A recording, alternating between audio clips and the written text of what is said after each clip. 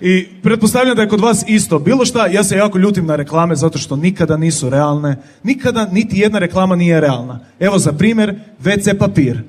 Nikad u niti jednoj reklami za WC papir niko ne sere. To mi je full bitno. Hoću vidjeti neko kako se posore reći, kako će sad očistiti ovo, evo. I kad očisti to je to, kupit će taj WC papir. Nikad nije tako. Ne znam da li ste gledali onu reklamu Zeva, Ceva, ne znam točno kako se to izgovara. Žena po stanu traži mačića. I rekao, dobro, možda mačić sere, znaš, neka čudna reklama.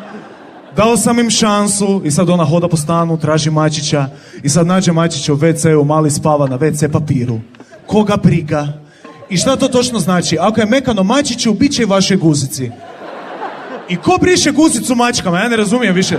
Zbunjen sam. Znači, hoću realnu reklamu, hoću čovjeka koji je isti ili veće konstitucije od mene, kako sjedi i sere. I to je to.